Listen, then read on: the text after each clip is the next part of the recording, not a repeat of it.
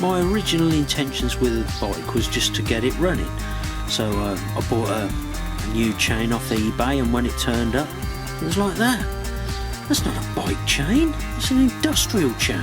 But I thought, you know, it'll get it running. And now the sprocket's got all this play in it.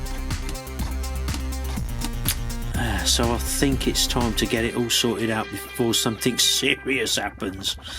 So I'm going to take this to bits and have a look and see what we got. As you can see, I've taken the rear wheel out, and I don't know if you can see that, but the sprocket's well past its sell-by date. It's really worn out thin. Them teeth are ready to snap off. The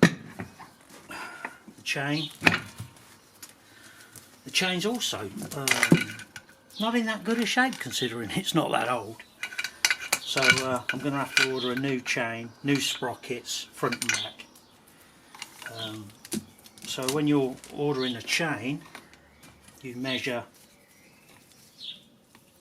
across the pitch, which is from that pin there to that pin there, and that is, it's in old money, so you've got to do it in old imperial.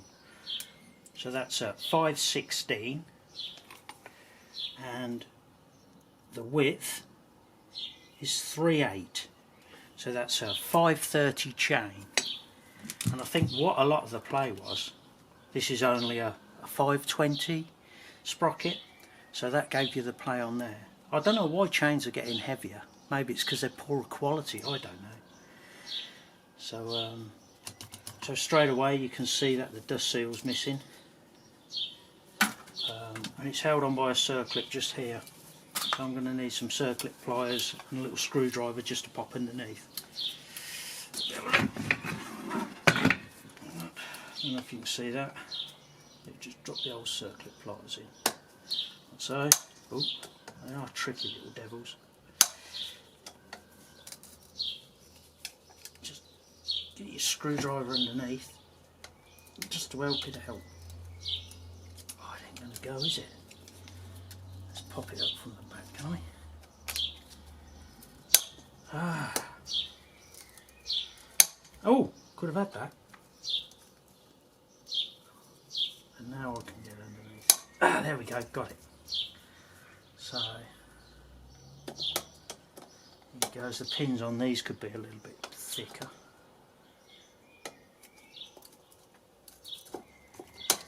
Just keep running it round. Should just be able to just pop that off now. Like that. So that's your circlip.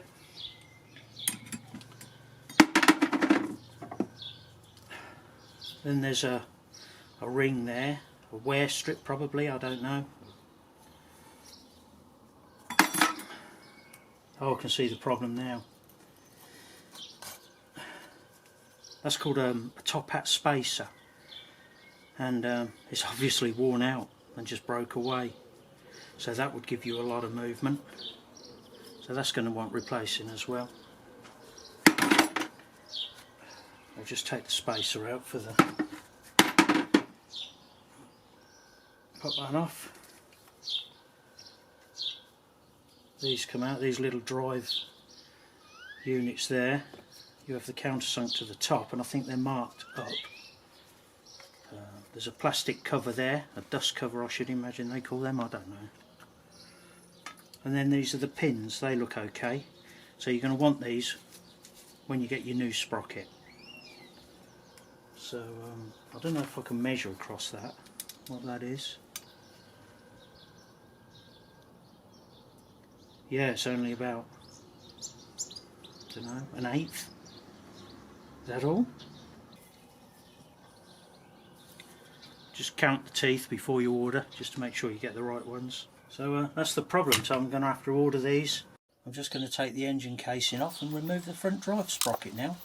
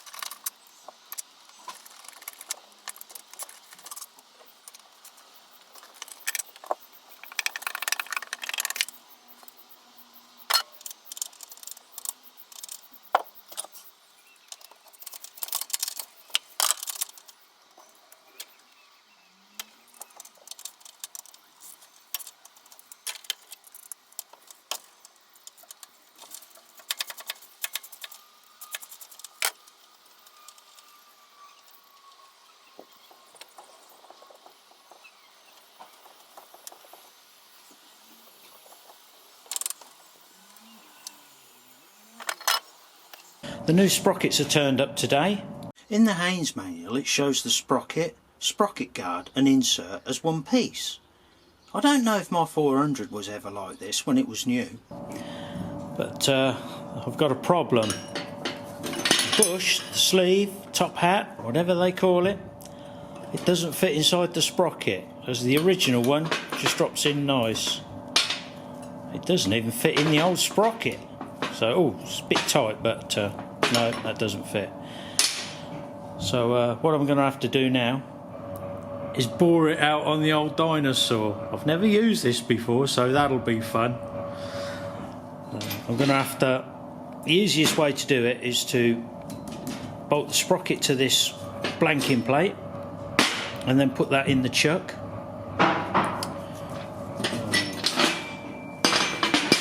So the holes line up, and I don't know if you can see the thickness there of the two sprockets, so that'll take up any play that's in the chain.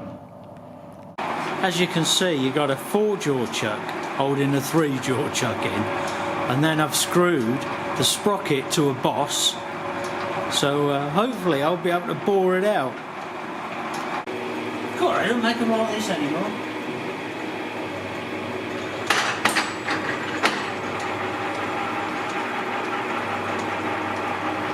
Right, that's it, she's bored out. And she fits nice and tight, so I shall just tap that last little bit in. That should be nice. I've just put the new sprocket on, and while the back wheel was out I decided to put some new bearings in and a seal. So I've got the new bearings.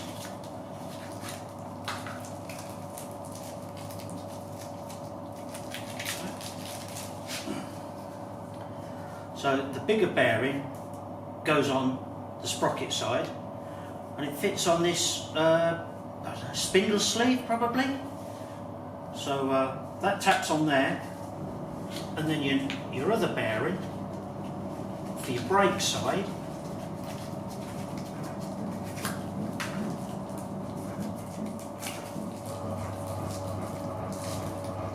actually butts up to it, and then your spindle runs through and your oil seal goes in last, so it goes like that. And the best way to take this out is to use a rod, drive it through, just sort of feel your way through until you can feel the lip where the smaller bearing is on the brake side there, and then just tap that lip, that'll pop out, and then literally you just knock that out and the bearing and this comes out as well. And you see it could even push the seal out if you wanted it to.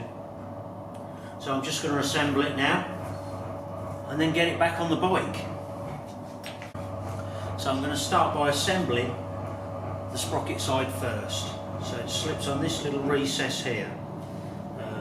Just put it's quite sort of loose, so I'm just going to put a few spots of bearing lock on it.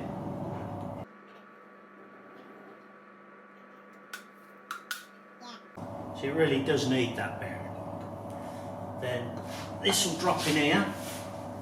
You can put your finger behind it to get that nice and square, and then just gently tap it in, running the hammer around,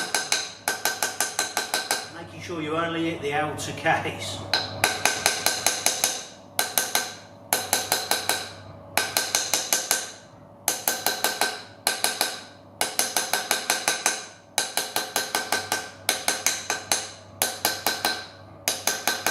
I was always told to use brass to knock the bearing in, but I found that the brass actually chips. If you use steel, you don't get so much damage. As long as you're nice and even.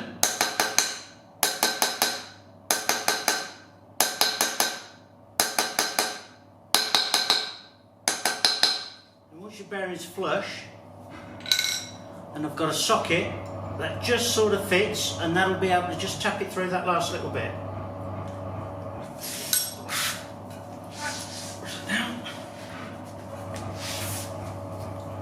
Socket on.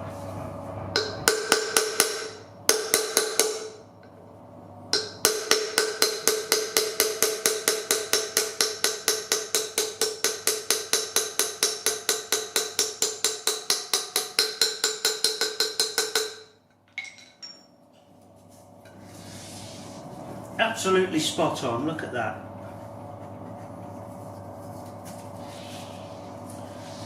It's the same then, same procedure, but with the smaller bearing. And this literally just butts up to there. Just pop that on, get that nice and square.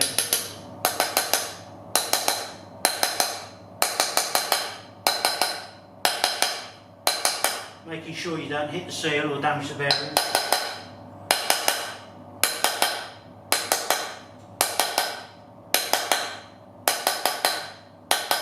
Now this bearing just sits flush.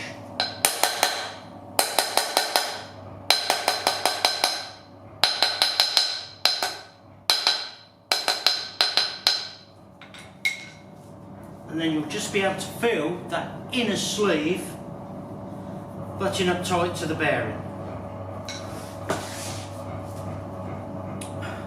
Next is the seal. This just sits on the outside, it doesn't actually go all the way in, so you just tap that in slowly. You do have to be careful with these.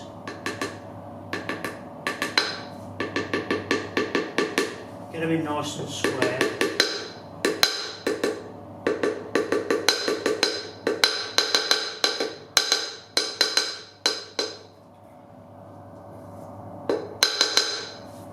And that's it. And that's it there, the space of that goes in there. On my other videos I've showed putting the back wheel in. So let's get back on the road. I've laid a new chain by the old chain, and I'm going to take this link out here. I haven't got a link extractor, so I'm just going to grind the heads off and then punch them through.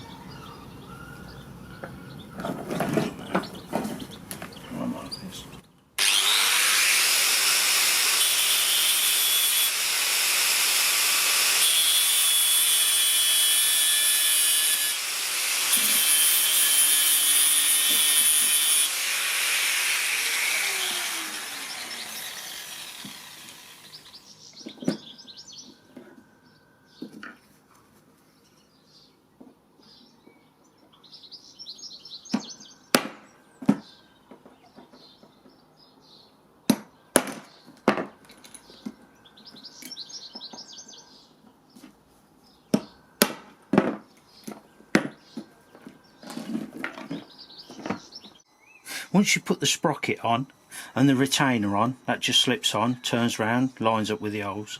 You need it in gear to tighten the sprocket up. Well, that's so you can give it some. But to put the chain on, you really need to put your chain on before you put the cover on. You can put the chain on after you put the cover on, but it's a lot easier to do it this way. So you need to get it out of gear, so you can just pop this on like this, like that. That'll do. There we go. There you are, and then you can feed your chain around. Right, that's it. The cover's ready to go back on now.